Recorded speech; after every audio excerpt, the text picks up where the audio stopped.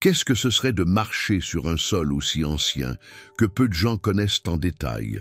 La Terre dont nous parlons a abrité des personnages intrigants, vécu des événements dramatiques et gardé des secrets qui donnent la chair de poule jusqu'à ce jour. Il y a des récits anciens, présents dans le livre de la Genèse, qui révèlent un scénario impressionnant avant le déluge.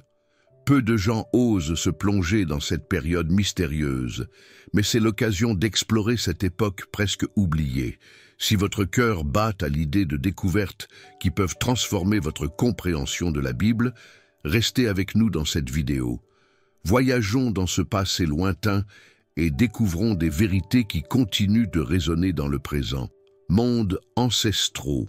La première étape de cette ancienne trajectoire implique l'aperçu du monde créé par Dieu dans la Genèse. Là, nous avons trouvé un jardin parfait, où Adam et Ève jouissaient d'une communion directe avec le Créateur.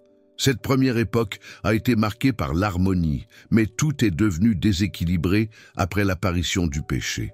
Le rapport montre que les êtres humains ont commencé à faire face à des douleurs et à des conflits qui n'existaient pas auparavant.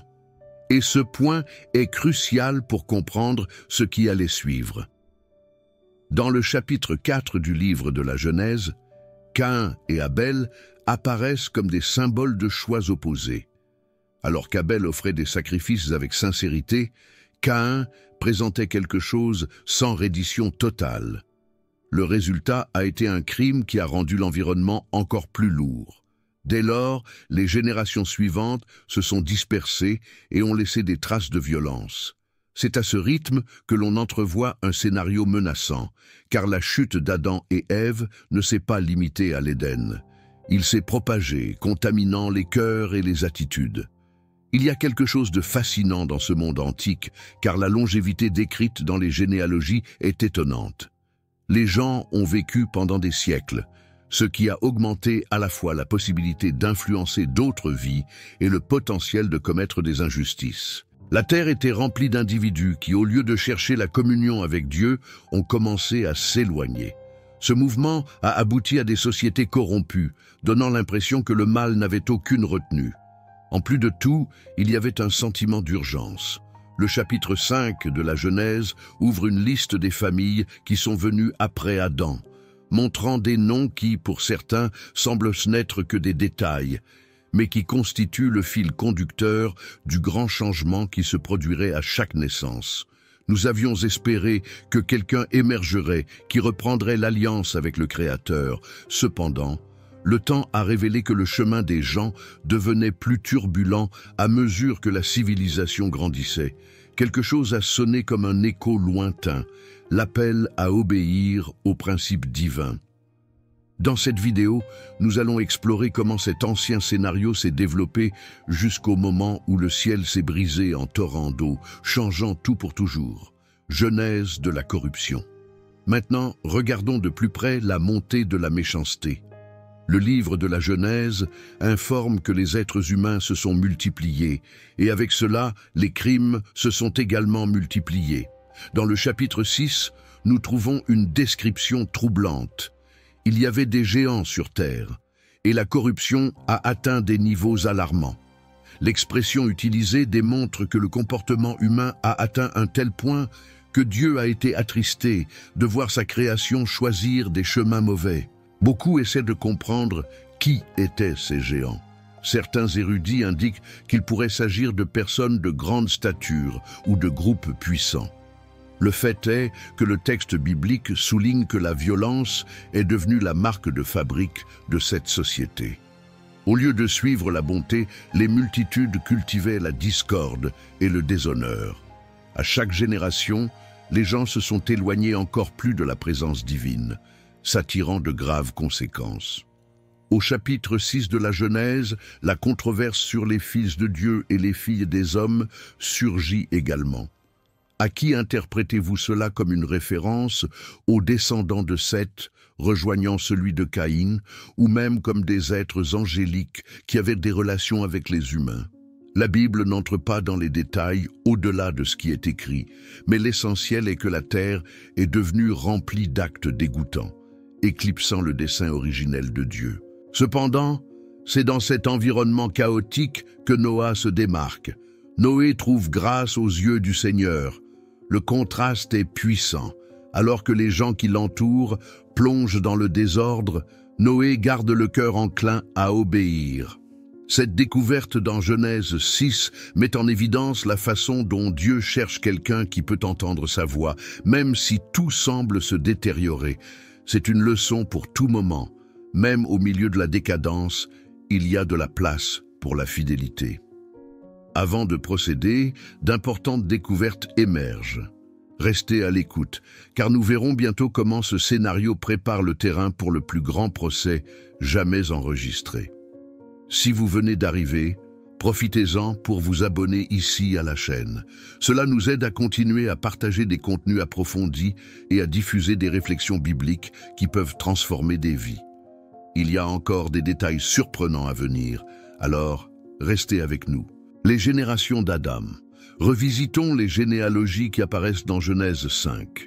Des noms comme Seth, Énos, Caïnan, entre autres, semblent n'être que de simples statistiques, mais à l'époque, chacun représentait l'espoir de reprendre la communion avec Dieu. La longévité, avec des individus vivant plus de 900 ans, attire l'attention. Imaginez combien d'histoires, combien d'occasions d'apprendre, et combien de détours pourraient surgir au cours d'une période aussi longue. Seth a émergé comme une nouvelle perspective après la tragédie entre Caïn et Abel. C'est lui qui a continué une lignée qui, au moins en partie, cherchait le Créateur. Puis sont venus des enfants et encore des enfants, formant une chaîne de générations qui, en théorie, aurait pu influencer le reste des gens à suivre le bon chemin. Cependant, le cœur humain révèle que l'inclination à l'erreur est devenue plus forte que beaucoup ne l'avaient de prévu. Le livre de la Genèse met en évidence chaque nom et l'âge auquel ils sont morts. Ce qui peut sembler monotone cache un message. Le temps n'a pas suffi à corriger la nature corrompue de l'homme. Les histoires se sont répétées et la violence a continué à croître. Il y avait ceux qui essayaient de se tourner vers Dieu, mais la plupart optaient pour des voies sombres. Le résultat était un scénario dans lequel la justice était l'exception plutôt que la règle. D'autre part, ces récits familiaux montrent que Dieu n'oublie pas l'être humain. Avec chaque progéniture, la possibilité de vivre dans l'obéissance restait vivante. Ce fil d'espérance traverse l'histoire, prouvant que le Créateur était disposé à sauver ceux qui le cherchaient sincèrement. C'est dans ce contexte qu'Enoch devient le signe de quelque chose de différent, un éclair de foi au milieu de la tourmente. Les descendants d'Adam avaient le potentiel d'influencer le destin de la terre. Cependant, lorsque la plupart se sont tournés vers le péché, le résultat a été dévastateur. Pourtant, rien n'a échappé au regard de Dieu. L'appel à la repentance était toujours présent. Bien qu'il ait été ignoré par les masses, chaque génération qui s'est écoulée sans la vérité a préparé le terrain pour ce qui serait connu sous le nom de déluge. Le cri d'Enoch, parmi tant de noms, Enoch se distingue d'une manière particulière. Genèse 5 raconte qu'il a marché avec Dieu et qu'un jour, il n'a plus été retrouvé, parce que le Seigneur l'a pris avec lui. Ce court extrait suscite encore aujourd'hui la curiosité. Que signifiait marcher avec Dieu à une époque où la violence et la déviation morale étaient répandues? Enoch a démontré que, malgré le désordre, il y avait un moyen de maintenir une relation profonde avec le Créateur. Il n'a pas suivi le même chemin d'incrédulité qui a entouré sa génération. Au contraire, il a consacré sa vie à rechercher l'intimité avec celui qui a façonné toutes choses. Le texte n'entre pas dans les détails de sa vie quotidienne, mais précise qu'une telle proximité était remarquable au point qu'Enoch n'est pas passé par la mort. Contrairement aux autres, certains interprètent qu'Enoch a prêché sur le jugement et la repentance. La lettre de Jude, dans le Nouveau Testament, mentionne des prophéties qui lui sont attribuées, indiquant la fin de ceux qui dédaignent les lois divines.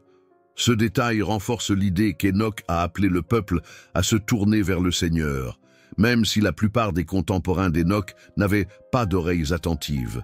Son exemple est rapporté dans les Écritures. C'était un signe qu'il y avait encore des gens qui voulaient marcher sur le bon chemin. En même temps, le fait d'être enlevé indique combien Dieu se soucie de mettre en valeur la posture d'une personne fidèle. Mais même avec ce témoignage vivant, les gens ont insisté pour agir selon leur propre passion. Enoch est parti, et le plan divin est passé à la phase suivante. Peu de temps après, le monde connaîtra un gigantesque bouleversement. Cette période pré-déluge montre que la patience de Dieu n'est pas passivité. Il donne des opportunités et envoie des avertissements. Cependant, le moment vient où la sentence est purgée. Enoch était une voix qui résonnait, prouvant qu'il y avait encore une chance de se repentir. Malgré cela, les cœurs endurcis de la majorité ont fait que la terre a été remplie de crimes et de pratiques honteuses. Les événements suivants vont marquer cette histoire gigantesque et controversée. Certains versets de Genèse 6 mentionnent des géants sur la terre, également appelés Néphilim. Il y a un débat sur qui ils étaient exactement. Certains croient qu'il s'agissait d'hommes d'une stature distinguée ou de guerriers célèbres. D'autres suggèrent qu'il s'agissait d'un groupe hybride, résultat de l'union entre les fils de Dieu et les filles des hommes. Quelle que soit la théorie, le récit biblique souligne que ces êtres étaient présents à une époque de grande dépravation. La renommée de ces géants a engendré de nombreux mythes au fil des siècles. Dans le texte sacré, il est évident que la terre était pleine d'injustice, soit à cause de dirigeants tyranniques, soit à cause de l'influence négative qui s'est propagée aux attitudes humaines. Ils ont atteint un extrême dangereux. La mention de figures gigantesques peut fonctionner comme une métaphore de la dimension du mal. L'environnement était devenu insoutenable. Dans le livre des Nombres, nous trouvons des références à des géants, tels que les descendants d'Anak. Dans le Deutéronome, il est également fait mention de personnages de grande stature.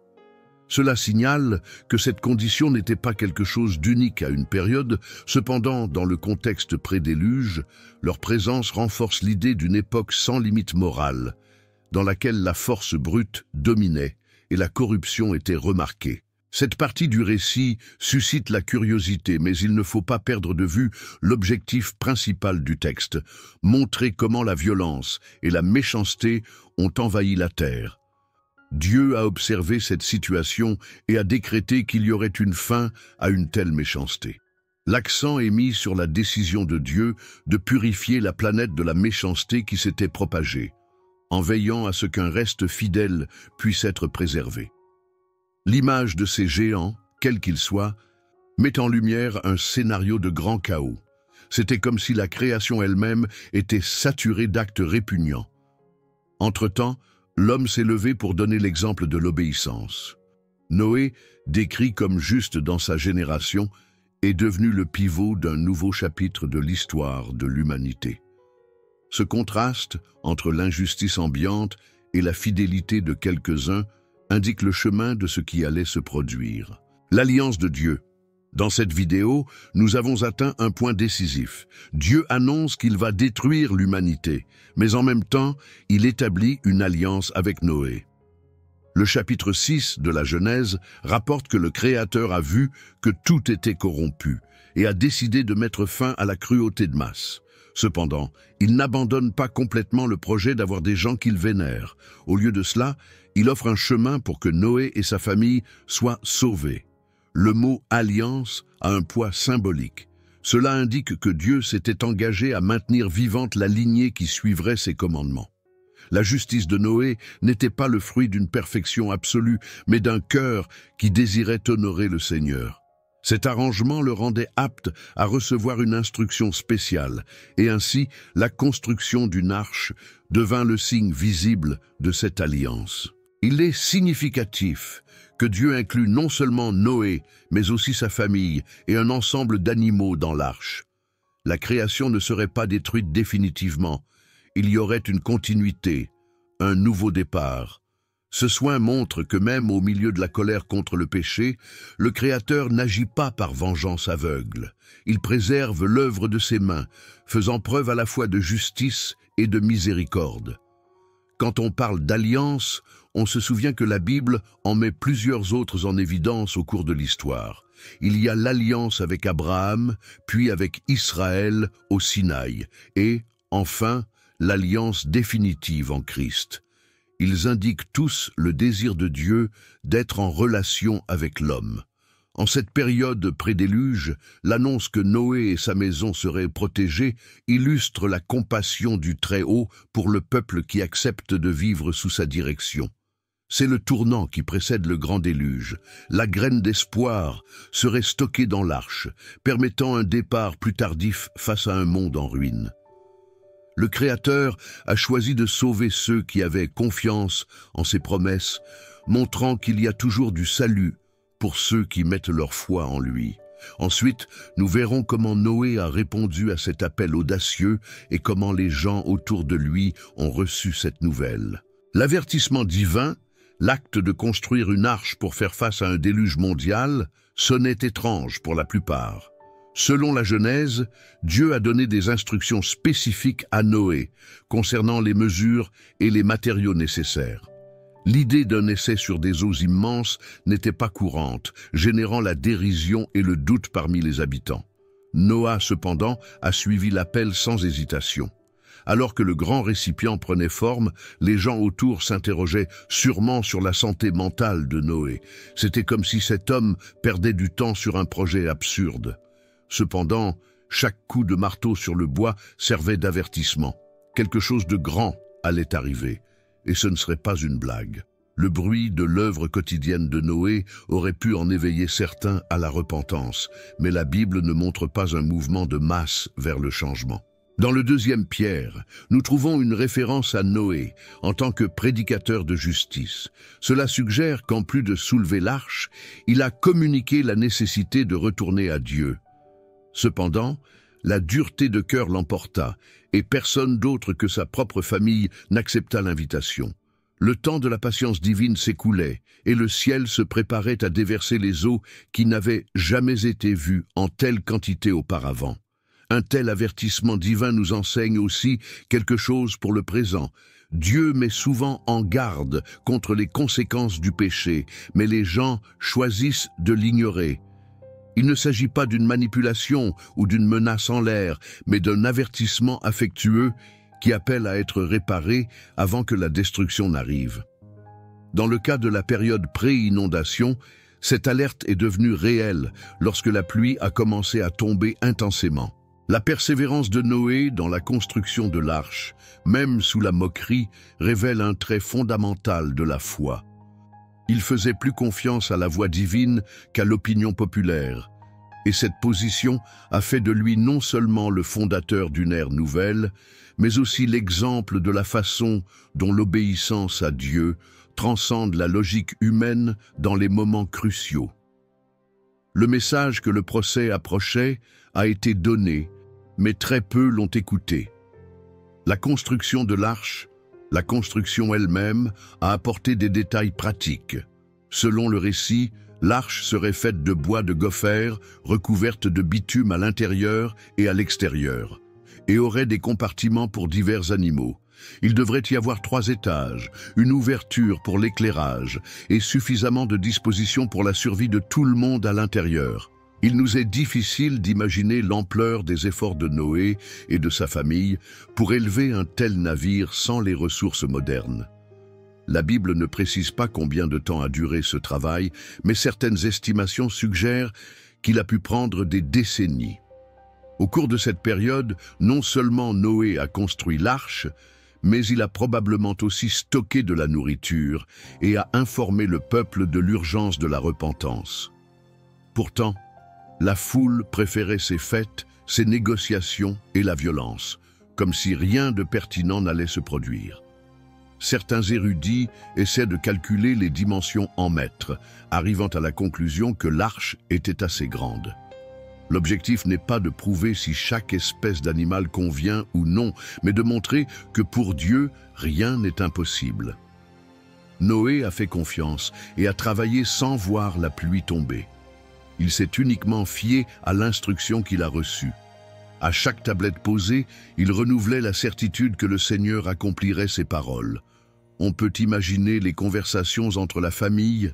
Il y a peut-être eu des moments de doute ou de lassitude, mais la détermination l'a emporté. La promesse divine était le seul fondement sûr. Dans aucun passage, nous ne lisons que la société a été émue ou a voulu aider. Tout indique que Noé et ses disciples ont affronté ce défi presque seuls, portant sur leur dos le surnom de fous ou de fanatiques. La foi de Noé a influencé sa femme, ses fils et ses belles-filles. Ainsi, l'unité familiale apparaît comme un signe que, même au milieu du chaos, Dieu donne naissance à des noyaux d'espérance. La construction de l'arche n'était pas seulement une œuvre d'ingénierie rudimentaire, mais un acte de reddition totale. C'est ce caractère de pleine obéissance qui a préparé le terrain pour le plus grand événement de jugement depuis la création. Bientôt viendrait le moment où les cieux déverseraient leur fureur sous la forme d'une pluie ininterrompue. Les derniers jours avant la pluie, lorsque l'arche était prête, le temps de la conversion était pratiquement écoulé. Dieu a ordonné à Noé de rassembler les animaux, et les espèces ont commencé à se frayer un chemin dans le récipient. Ce phénomène inhabituel aurait dû ébranler les incroyants. Imaginez une ligne ordonnée de créatures entrant dans un bateau sans trop d'agitation, et quelque chose qui va à l'encontre de la logique commune. Entre-temps, nous pouvons supposer que le mouvement des animaux a été un sujet partout. Pourtant, la Bible ne rapporte pas une repentance généralisée. Il semblait que les cœurs de la majorité étaient si endurcis que même cet événement ne suscitait pas de sérieuses réflexions. La routine continuait et les gens vivaient comme s'ils étaient assurés de l'éternité. Noé et sa famille, quant à eux, exécutaient tous les ordres qu'ils recevaient. Ils séparèrent les animaux purs en 7 paires et le reste en 2 paires, selon Genèse 7. Les détails montrent une attention au-delà de la simple survie, car il y aurait besoin de sacrifices après le déluge, en plus de la continuité de l'espèce. Tout a été prévu par Dieu pour que la création ait une nouvelle chance. Dans ces instants avant la pluie, le silence de la population résonne. Rappelez-vous ce que Jésus a dit dans Matthieu 24. « Comme au temps de Noé, les gens mangeaient, buvaient, se mariaient, et n'y prêtaient aucune attention jusqu'à ce que le déluge les emporte tous. » Cette comparaison sert d'avertissement. Souvent, la distraction de la vie quotidienne empêche la perception de ce qui compte vraiment. Alors, la fin de cette période est arrivée. Aucun changement collectif n'a eu lieu. Le bateau était bondé d'animaux et la famille de Noé se préparait à l'inconnu. Le Créateur scellerait la porte de l'arche et à l'extérieur, il n'y aurait que ceux qui décideraient d'ignorer l'avertissement. La tragédie était sur le point de se dérouler, mais en même temps, la promesse d'une nouvelle étape de l'histoire de l'humanité allait se réaliser. La porte se referme. L'image est forte. Dieu lui-même a fermé la porte de l'arche, selon Genèse 7. Cette loi représente la fermeture de toute possibilité d'entrée tardive. Jusque-là, si quelqu'un avait éprouvé de véritables remords, il aurait pu demander un abri, mais la dureté de cœur l'emportait. Quand le Seigneur a fermé la porte, il n'y avait pas de retour en arrière. La sentence a été prononcée. Bientôt, la pluie a commencé à tomber, et ce n'était pas quelque chose de doux. C'était une force écrasante. Les fontaines du grand abîme ont éclaté. Le texte décrit le torrent qui est descendu du ciel, se mêlant aux eaux qui ont jailli sous la terre, provoquant une catastrophe sans précédent. Les gens ont peut-être essayé de se réfugier dans les hauteurs, mais au fil des jours, même les montagnes n'ont pas résisté. L'arche, à son tour, a été soulevée par les eaux. À l'intérieur, Noé, sa femme, ses fils et ses belles-filles sentaient chaque coup et entendaient les bruits extérieurs. Le bruit et l'obscurité ont probablement généré des troubles, mais la confiance en la parole divine et la conviction qu'ils ont obéi à l'appel ont apporté la sérénité au milieu du chaos. Le sentiment de voir la porte fermée implique des aspects émotionnels profonds. Il y aurait des souvenirs d'amis, de connaissances et de voisins qui ont ri de la prophétie et qui désespèrent maintenant. La Bible ne décrit pas ce qui se passait dans le cœur de Noé à ce sujet, mais nous pouvons imaginer le mélange de chagrin pour ceux qui sont à l'extérieur et de gratitude pour avoir été sauvés. Au fur et à mesure que les eaux montaient, la conscience que toute l'humanité serait emportée renforce la gravité du jugement divin. Il ne s'agissait pas d'un simple avertissement, mais d'un acte définitif. En même temps, la leçon est claire. Dieu ne tolère pas la méchanceté pour toujours. Il tend la main, donne des dates limites et envoie des messagers, mais si tout est ignoré, les représailles viennent avec la porte fermée. La parole s'est accomplie que le monde serait purifié et que seul un petit groupe survivrait à cet événement extrême. Le monde extérieur était en train d'être totalement transformé. Mais à l'intérieur, le Créateur a préservé la vie. C'est une image de grâce, car, en dépit d'un jugement sévère, il y avait des dispositions pour ceux qui entendaient sa voix. Ces 40 jours de pluie ininterrompue rappellent d'autres périodes similaires dans les Écritures, comme le temps de Moïse au Sinaï ou les jours de jeûne de Jésus dans le désert. Ce sont des moments de séparation où les actes divins et où l'homme est invité à dépendre exclusivement de la protection du Très-Haut. Dans le cas de Noé, il n'y avait pas de port où naviguer. Il a simplement attendu, croyant. Lorsque la pluie cessa enfin, elle céda la place à une vaste mer couvrant toute la surface. L'arche a continué à flotter et le temps d'attente a continué pendant des mois. La leçon est claire. Il n'a pas suffi que la tempête prenne fin. Il était nécessaire que la terre puisse à nouveau maintenir la vie. Ce retard prouve que les conséquences du péché ne se dissipent pas instantanément, mais que la grâce de Dieu accompagne chaque étape du processus de recommencement. La complainte de Noé. Après le temps de pluie ininterrompu, l'arche était toujours à la dérive. Il y a eu 150 jours avec les eaux dominant tout l'horizon, selon Genèse 7-8. Pendant cette période, la patience de Noé et de sa famille a été mise à l'épreuve. Le texte ne fait pas état de dialogues à ce sujet, mais imaginer autant de mois sans aucune nouvelle extérieure peut provoquer de l'angoisse. Il est plausible de penser que Noé se souvenait des gens qui se moquèrent de lui. Peut-être se souvenait-il des interactions qu'il avait eues avec des amis d'enfance qui ne croyaient pas au message. Le silence à l'extérieur devait être troublant. Il n'y avait que le bruit de l'eau et le balancement constant du grand bateau. Cet isolement a renforcé la perception que le monde d'avant n'existait plus. Les sentiments contradictoires peuvent inclure la tristesse de savoir que des vies ont été perdues, même si la violence prévalait. Il y avait toujours des visages familiers qui étaient maintenant sous les eaux. En même temps, il était reconnaissant d'être en sécurité avec sa famille. L'ambiguïté des émotions face à un jugement aussi radical met en évidence comment la désobéissance humaine peut conduire à des situations irréversibles. Même si Noé avait confiance dans le dessein divin, les semaines passées à l'intérieur de l'arche n'auraient pas dû être faciles. La nourriture était là, mais la routine limitée et l'odeur des animaux rendaient l'endroit claustrophobe. Chaque jour semblait identique au précédent, sans aucun signe que la vie reviendrait à peine. Pourtant, la foi a été préservée. Le livre de la Genèse montre que le vent souffla et que les eaux commencèrent à se retirer. L'arche reposait sur les montagnes d'Ararat. Ce moment marque le début d'une nouvelle étape, mais il n'était pas encore temps de partir. Noah devait s'assurer que le sol était ferme.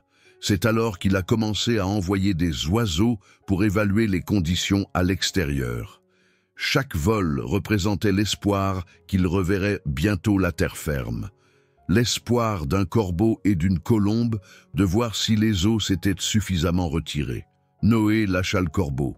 L'oiseau a survolé les espaces inondés et est revenu sans aucun signe d'un endroit où atterrir.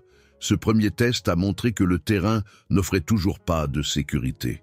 Alors Noé envoya une colombe qui revint au crépuscule sans rien dans son bec.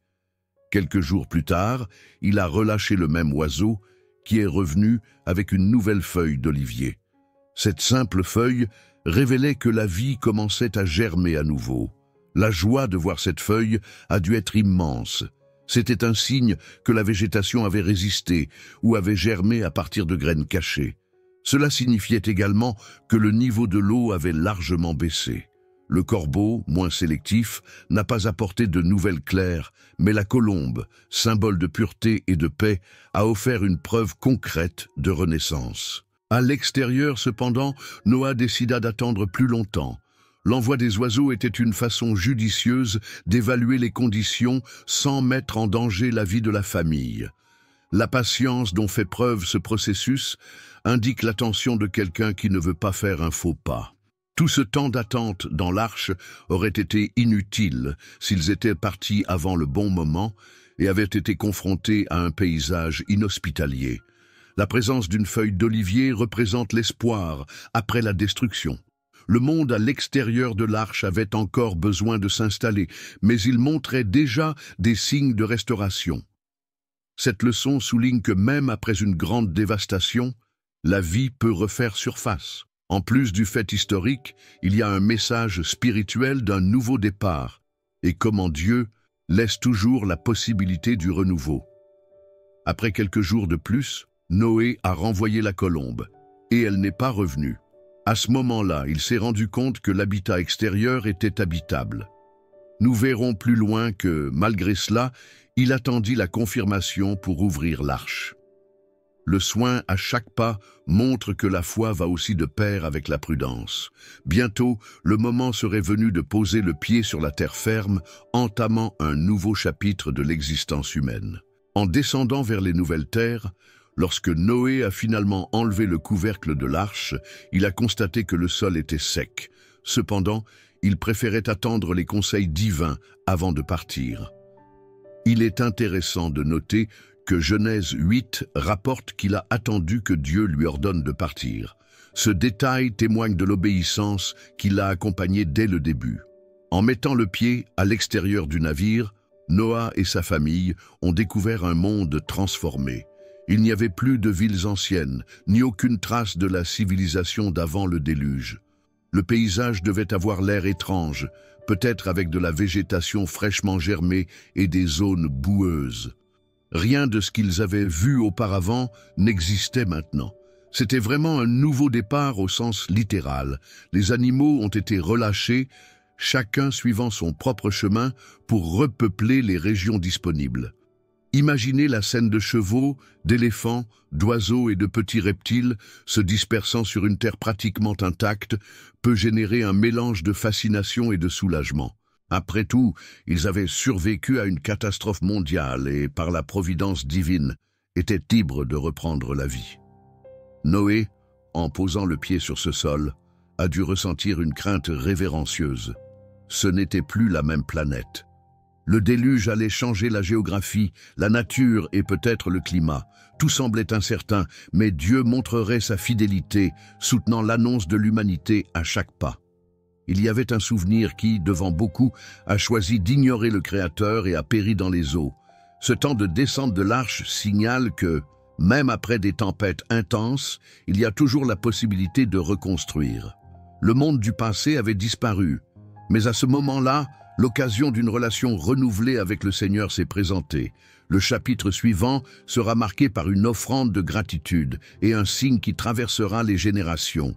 Aujourd'hui encore, cette étape nous rappelle la combinaison de justice et de miséricorde qui caractérise la manière dont Dieu agit dans le monde. L'autel et la promesse. La première action de Noé fut d'ériger un autel et d'offrir des sacrifices au Seigneur. Cet acte, décrit dans Genèse 8, démontre la gratitude de celui qui reconnaît qu'il a été épargné de la destruction. L'arôme du sacrifice a plu à Dieu, et il a prêché de ne plus maudire la terre de cette façon. C'est un temps de soulagement et de nouvelle alliance, consolidant la relation entre le Créateur et la créature. Il est intéressant de noter que, bien que Noé ait eu peu d'animaux propres, il n'a pas hésité à en offrir quelques-uns en sacrifice. Sa reconnaissance que tout venait des mains divines était plus grande que toute crainte de manquer de ressources. Ce geste d'adoration et d'humilité contraste avec celui de ceux qui, dans le passé, pratiquaient une violence sans fin. Maintenant, il y a de la place pour la célébration d'une nouvelle étape. Le texte biblique montre que Dieu a béni Noé et ses fils, les instruisant à être féconds et à se multiplier sur la terre. Il a fixé de nouvelles limites, notamment sur ce qu'il fallait manger, autorisant la consommation de viande, mais interdisant l'ingestion de sang. Cet ensemble de directives marque le début d'une nouvelle vie dans la société après le déluge. La promesse de Dieu de ne plus jamais détruire la terre par un déluge universel indique qu'il y avait une fin à la catastrophe précédente. La méchanceté humaine existerait toujours, mais le Créateur s'est engagé à conduire l'histoire d'une autre manière. Ce signe d'engagement est essentiel, car il révèle que Dieu agit sur la base de la grâce, en veillant à ce que sa création continue, même si elle est encore sujette à l'échec. L'autel de Noé représente la première expression de louange, enregistrée après le jugement des eaux. Cet abandon, sous la forme d'un sacrifice, montre que l'être humain peut renouer les liens rompus par le péché. La terre s'est renouvelée et la communion avec Dieu a dû être établie pour que les erreurs du passé ne se répètent pas. La façon dont Noé a prononcé le meilleur de l'adoration est devenue un exemple pour les générations futures, nous rappelant qu'après toute grande délivrance, la dévotion est la réponse la plus cohérente, la proue dans les nuages. Dans Genèse 9, nous voyons que Dieu a placé l'arc-en-ciel comme signe de son alliance avec l'humanité et avec tous les êtres vivants. Chaque fois que les nuages se levaient et que l'arc apparaissait, on se rappelait la promesse que les eaux ne détruiraient plus toute la terre. Ce symbole, si connu aujourd'hui, est porteur d'une longue histoire de nouveaux départs et de paix. Après la tempête, pour Noé et ses descendants, contempler cette arche dans le ciel a certainement suscité la confiance. C'était comme si le Créateur signait un accord éternel, montrant que, malgré les défauts humains, il n'abandonnerait pas le monde. La vie est marquée par des cycles de pluie et de soleil, mais la peur d'une inondation comme la précédente ne devrait plus hanter les générations futures. La beauté naturelle de l'arc-en-ciel révèle également la capacité de la création à refléter des messages spirituels. En le voyant, beaucoup se souviennent que Dieu est fidèle à accomplir ses promesses et que même face aux grandes tribulations, il y a toujours un nouveau chapitre écrit par la providence divine. La couleur et la luminosité du ciel agissent comme un rappel visuel de la patience de Dieu. Il convient de noter que cette alliance n'était pas limitée aux seuls humains, il embrassait toutes les créatures vivantes. Cela démontre que Dieu se soucie de l'ensemble de la biosphère.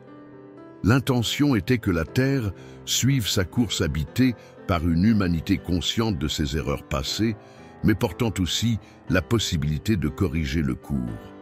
L'arche serait alors un rappel constant qu'à chaque pluie, un moment d'espoir pouvait surgir. De ce point de vue, chaque fois que nous observons un arc-en-ciel dans les cieux, nous pouvons nous rappeler ce qui s'est passé avant et après le déluge. Le Créateur gouverne le monde avec justice, mais il utilise la miséricorde pour soutenir la vie. L'histoire de Noé expose une époque sombre, mais qui culmine dans la sécurité offerte par la fidélité divine. L'arc dans les nuages est la preuve lumineuse que Dieu n'oublie pas l'engagement qu'il a pris envers sa création. Héritage et reconstruction. Après que Noé et ses fils aient quitté l'arche, ils ont commencé un travail de reconstruction. L'objectif était de repeupler la planète. Genèse 9 mentionne que Noé est devenu agriculteur et a planté une vigne. Au fil du temps, les familles se sont agrandies et se sont étendues, formant de nouveaux noyaux. C'est ainsi que commença à être tracée l'histoire de l'après-déluge, marquée à la fois par les succès et les déviations. Malgré l'expérience dramatique qu'ils ont vécue, il n'a pas fallu longtemps pour que certains comportements erronés émergent. L'épisode de Noé s'enivrant de vin démontre que la nature pécheresse existait toujours. Et Cam, l'un de ses fils, a réagi de manière irrespectueuse lorsqu'il a vu la nudité de son père, ce qui a eu des conséquences pour sa progéniture. Le récit montre que les cicatrices du péché n'ont pas disparu comme par magie. Pourtant, L'héritage de Noé s'est poursuivi à travers Sem, Cham et Japheth.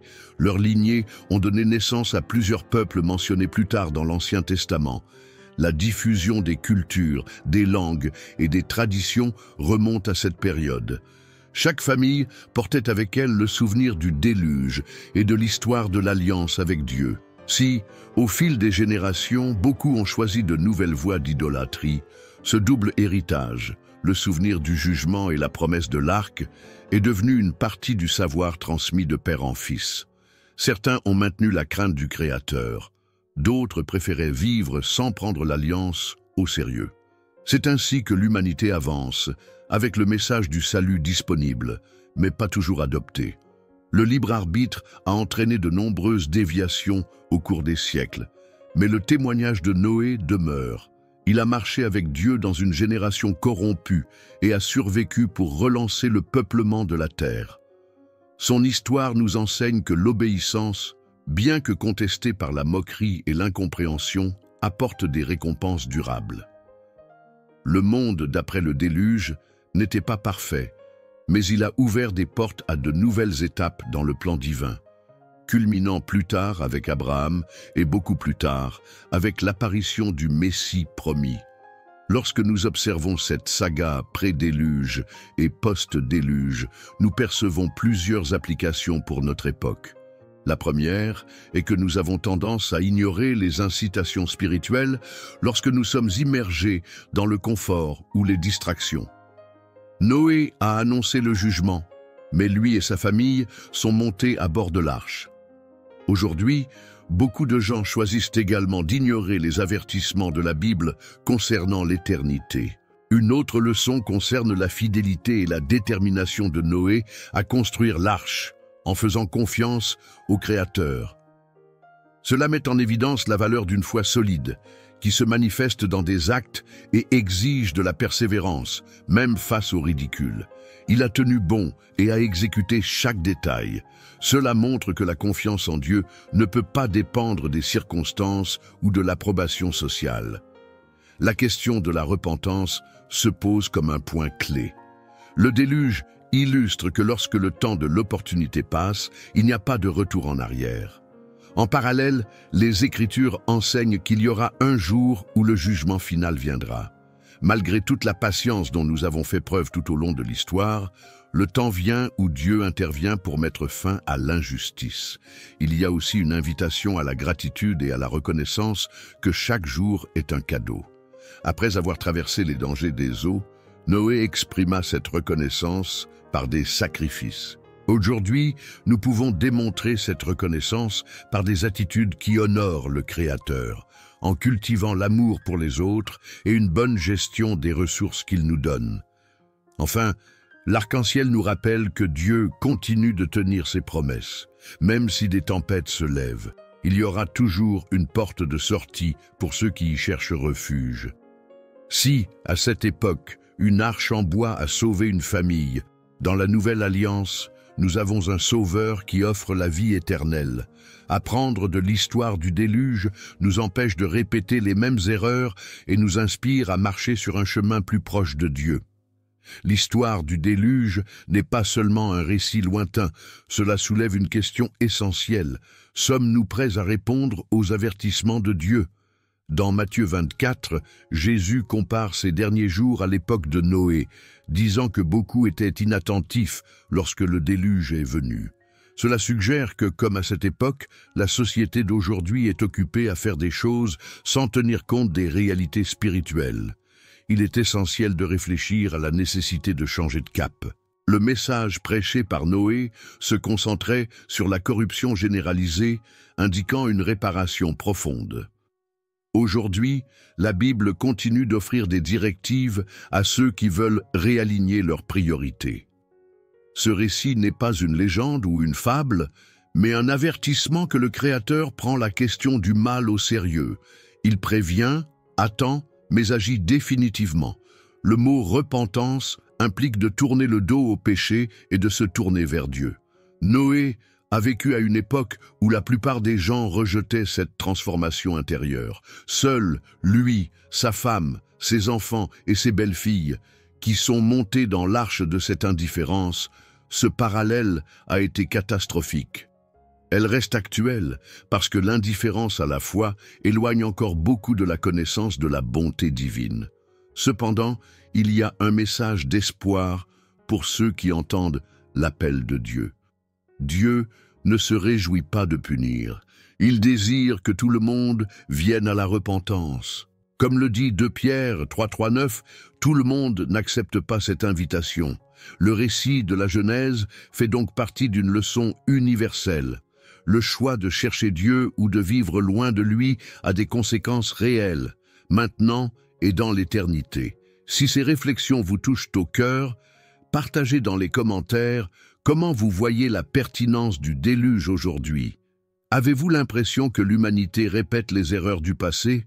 Nous voulons avoir de vos nouvelles. Restez avec nous car nous atteignons déjà le dernier chapitre où nous vous apporterons une surprise spéciale et des idées spirituelles supplémentaires pour terminer notre voyage. Nous sommes arrivés à la fin de ce voyage à travers le temps de Viana et les moments de redémarrage.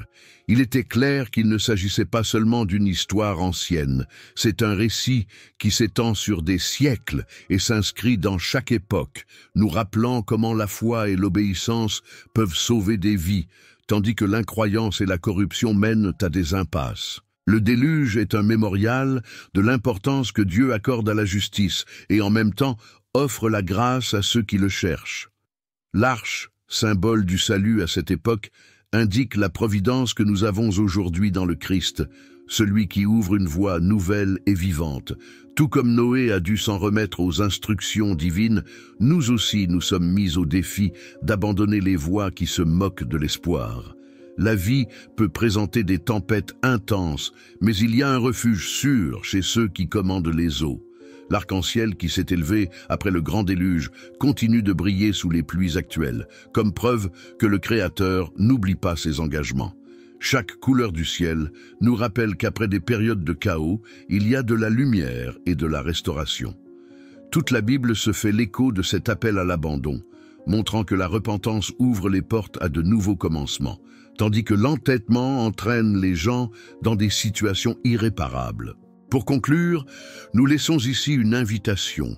Si vous voulez comprendre cette relation avec Dieu et continuer à plonger dans des passages bibliques qui édifient et défient, abonnez-vous à la chaîne. Il y a beaucoup d'autres sujets qui peuvent élargir votre compréhension des Écritures. N'hésitez pas non plus à pointer cette vidéo vers quelqu'un qui a besoin d'encouragement ou d'une nouvelle perspective sur la vie. Que les leçons du déluge ne se perdent pas dans l'histoire, mais qu'elles soient un phare qui nous dirige vers vivre avec plus de détermination, de grâce et d'amour. Priez, réfléchissez et recherchez la présence divine. Ce monde antique, marqué par des désastres et de nouveaux départs, parle encore à nos cœurs, prouvant qu'il y a de l'espoir pour ceux qui décident de suivre le Créateur. Merci beaucoup d'être restés jusqu'ici. Que la paix et la sagesse de Dieu soient avec vous. Amen.